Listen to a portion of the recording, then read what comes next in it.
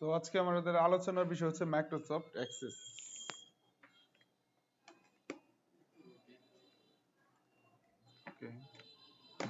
দেখতে পারতেছো সবাই স্ক্রিন?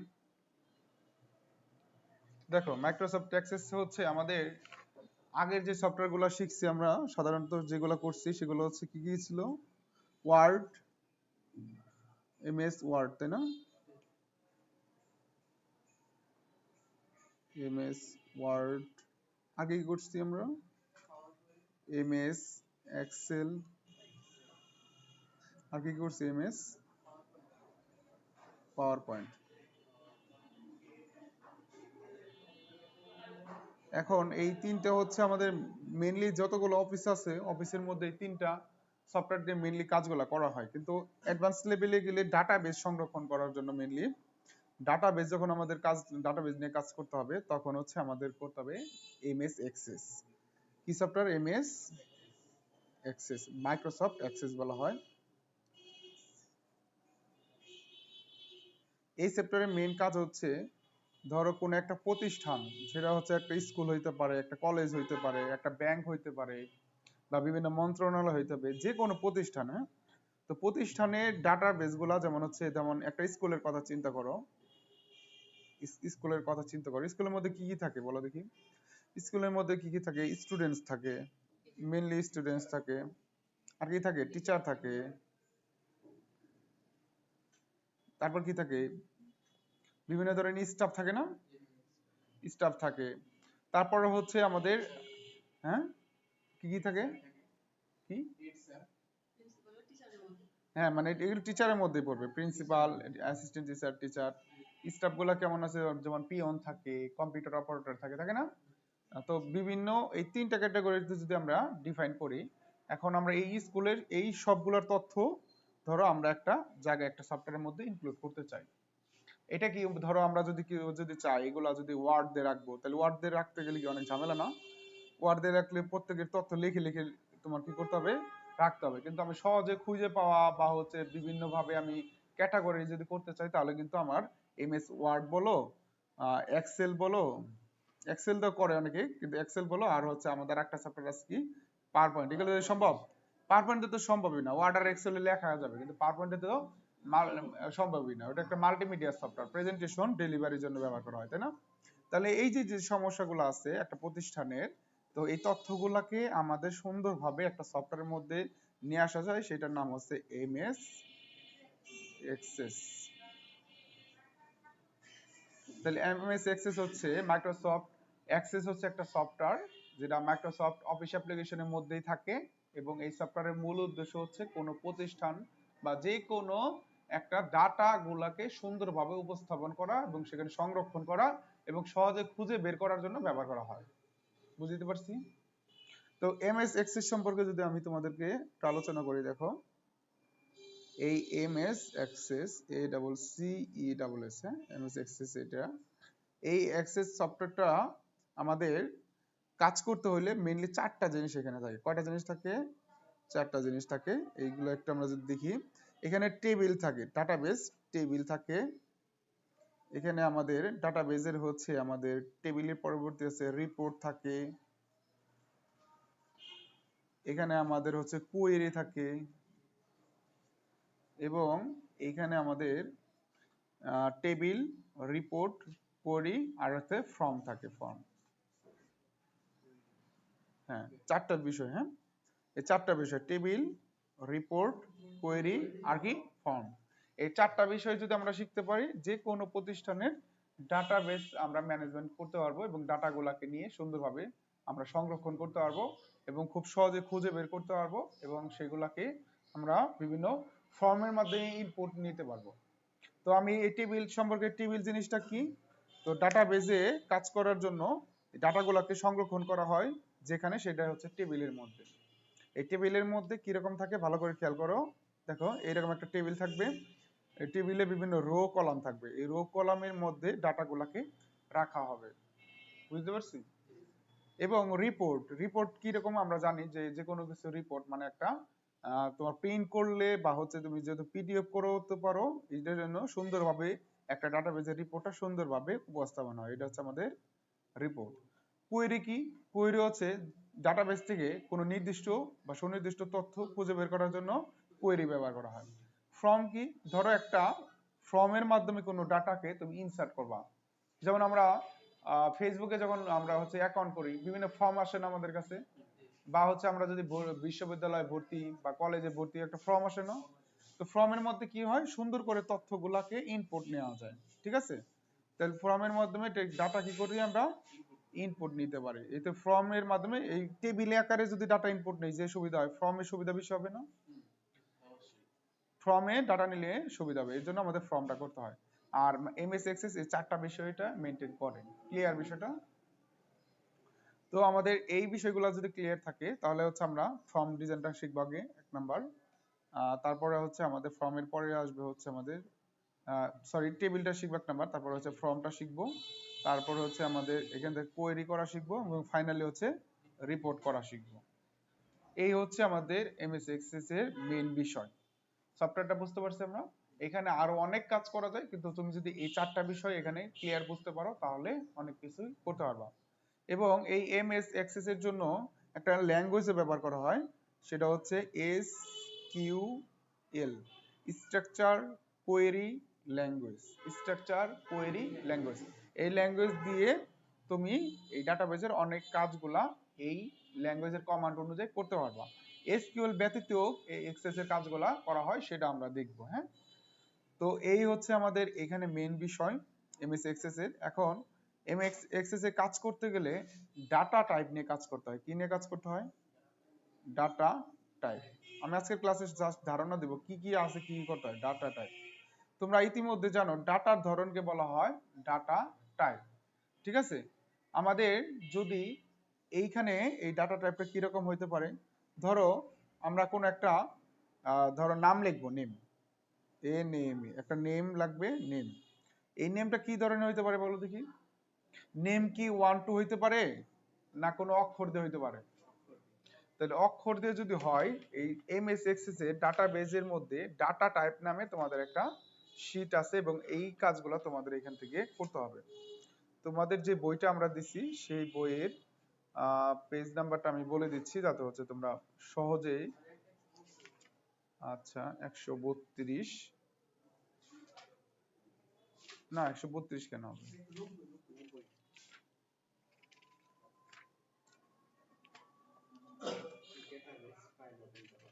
দেখো ডাটা টাইপটা আমরা দেখবো। হ্যাঁ,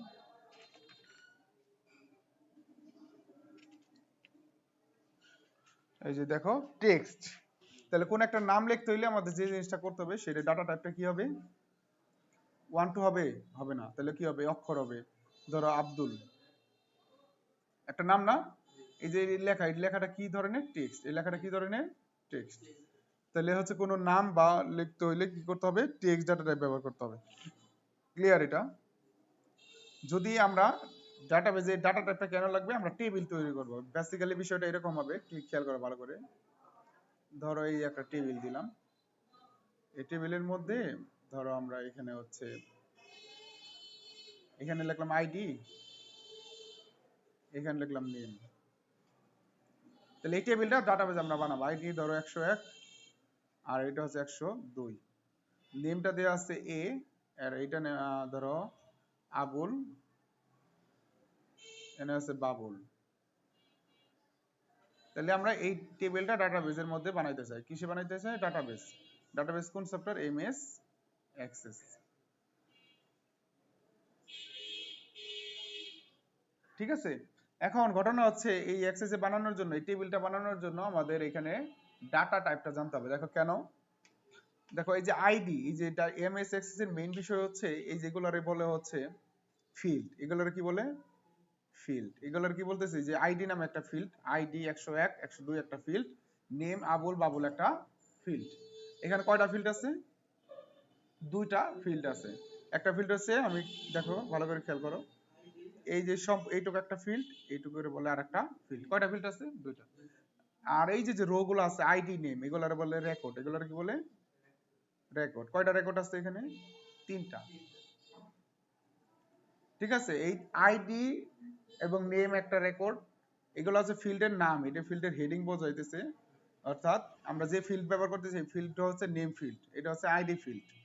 আর রেকর্ড কোনগুলো বলবো, 101 আবুল একটা রেকর্ড, 102 বাবুল একটা রেকর্ড। ক্লিয়ার? রো গুলাকে কি বলা হয়? রেকর্ড। আর কলাম গুলাকে কি বলা হয়? ফিল্ড। আর এই ছোট ছোট যেগুলো আছে 101 102 আবুল বাবুল এগুলোর কি বলে? ডেটা। এগুলোর কি বলে? ডেটা। ক্লিয়ার এটা? তাহলে আমরা হচ্ছে কি করব, এই যে এখানে ডাটা টাইপটা কেন লাগবে দেখো, আইডি ফিল্ডের মধ্যে কি ধরনের ডাটা টাইপ থাকবে এটা আমাকে আগে বলে দিতে হবে। 101 102 এটা কি নাম্বার না? নাম্বার। তো আমাদের এমএক্সএস এর ডাটা টাইপ আছে নাম্বার আছে, নাম্বার নামে একটা ডাটা টাইপ আছে নাম্বার। আর একটা আছে অটো নাম্বার, অটো নাম্বার, এগুলো আছে ডাটা টাইপ। নাম্বার দিয়ে যে কোনো নাম্বার প্রকাশ করা যাবে। অটো নাম্বার দিয়ে কি করা যাবে? 101 102 অটোমেটিক নাম্বার চলে আসতে হবে, আমার নাম্বার দিতে হবে না। আমি শুরু করলাম ধরো 1 থেকে, পর্যায়ক্রমে আমি নাম্বার না টাইপ করলে পরবর্তীতে যদি আমি আবলে পরে বাবল লিখি 2 চলে আসবে, তারপরে হচ্ছে ধরো লিখলাম রুমা 3 চলে আসবে। অটো নাম্বারগুলো এইভাবে কাজ করে। বুঝতে পারছো? সিটিং এর বিষয় বলতে হচ্ছে তুমি আইডি এখানে বলে দেবা এটা হচ্ছে ডাটা টাইপটা হচ্ছে অটো নাম্বার। ডাটা টাইপটা কি বলে দেবা? Auto number. তাইলে হয়ে যাবে। নেমের ডাটা টাইপটা কি হবে বলো দেখি? নেমটা কি? আবুল বাবুল কোন একটা লেখা অক্ষর দিয়ে লেখা না? অক্ষর দিয়ে লেখা হইলে টেক্সট। অক্ষর দিয়ে লেখা হইলে কি? টেক্সট। মানে আমি বেসিক তোমাদের ধারণা দিচ্ছি ডাটা টাইপ জিনিসটা কি। টেক্সটের মধ্যে আমরা নাম্বারল ব্যবহার করতে পারবো, অক্ষর ব্যবহার করতে পারবো, কিন্তু ক্যালকুলেশন করতে পারবো না। এটা আমরা আবার নেক্সট ক্লাসে দেখবো। মূলত আজকের ক্লাসে ডাটাবেসটা কি, ডাটাবেসটা কিভাবে তৈরি করা হয় এই বিষয়টা ধারণা। এটা ক্লিয়ার সবার? তাহলে আমরা ডাটা টাইপ শুধুমাত্র যে এই দুইটা দেখলাম, এই দুইটা নাই। যেমন আমরা ডাটা টাইপটা একটু আলোচনা করে দিব, ভালো করে খেয়াল করবা। ডাটা টাইপ, ডাটা টাইপ সবাই খাতা কলমে এটা নোট করে নিবা। Data type. তাহলে 1 নাম্বার দেখো, এখানে খেয়াল করো, এখানে তোমরা পড়া করতে পারবা, ক্লাসটা দেখে নিবা। দেখো টেক্সট, টেক্সটটা কিসের জন্য ব্যবহার করা হয়? আমরা data type, text data type ব্যবহার করি কেন? আমাদের যে কোনো ধরনের অক্ষর ব্যবহার করার জন্য টেক্সট ডাটা টাইপ ব্যবহার করা হয়। এখানে অক্ষর ব্যবহার করার জন্য, আমরা যদি বাংলায় লিখি অক্ষর ব্যবহার করার জন্য, এখানে যোগ বিয়োগ কিছু ব্যবহার করা যাবে না। টেক্সট, অক্ষর, নাম্বার এগুলো ব্যবহার করা যাবে, কিন্তু কিন্তু কি করা যাবে না? যোগ বিয়োগ গুণ ভাগ এগুলো করা যাবে না। বুঝতে পারছি কি হয়েছে? যাবে না। যেমন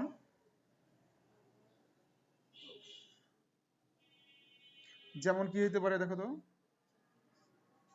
হ্যাঁ হ্যাঁ, টেক্সটের পরে আমরা কি লিখছি দেখো, অক্ষর ব্যবহার করা যাবে, নাম্বার ব্যবহার করা যাবে, কিন্তু যোগ বিয়োগ গুণ ভাগ করা যাবে না। যেমন ভালো করে খেয়াল করো, আগে দেখো ওইগুলো বাসায় নোট করে নিও। যেমন আমরা যদি লিখি রহিম, এটা কি অক্ষর না? আমরা যদি লিখি রহিম 5 বা রিমা 5, এটা হচ্ছে তুমি টেক্সট ডাটা টাইপ দিয়ে লিখতে পারবা, কিন্তু কোনো যোগ বিয়োগ গুণ ভাগের অপারেশন এখানে করতে পারবা না। এটা হচ্ছে টেক্সট ডাটা টাইপের কাজ। ক্লিয়ার এটা? তারপর দেখো 2 নম্বরে,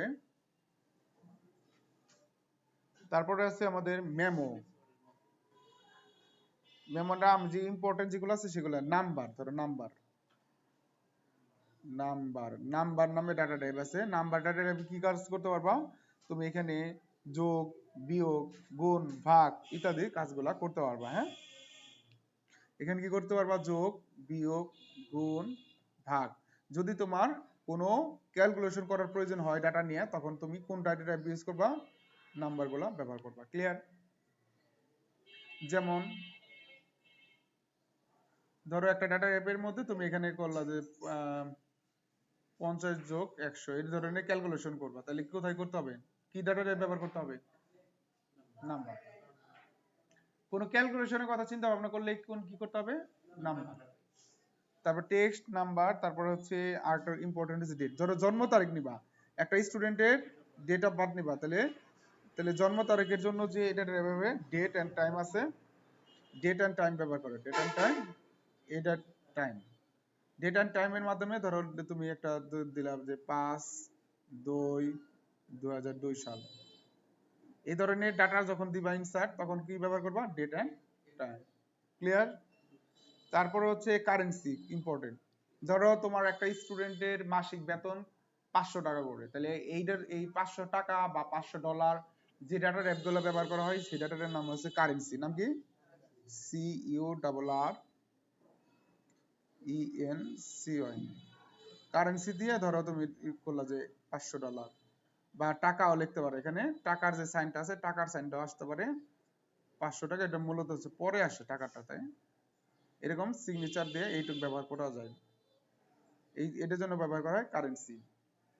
তারপরে হচ্ছে তোমাদের অটো নাম্বার, এই যে যেটা বলছিলাম অটো নাম্বার অলরেডি বলছি, তারপরে বলি অটো নাম্বার ডেটা টাইপের কাজ কি?